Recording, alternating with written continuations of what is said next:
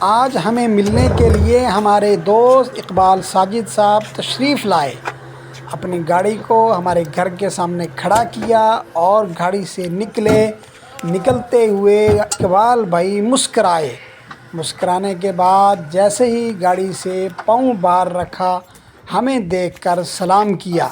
سلام کرنے کے بعد فوراً ہمیں گلے ملنے کے لیے آگے بڑھے اور ہمیں گلے سے لگا لیا۔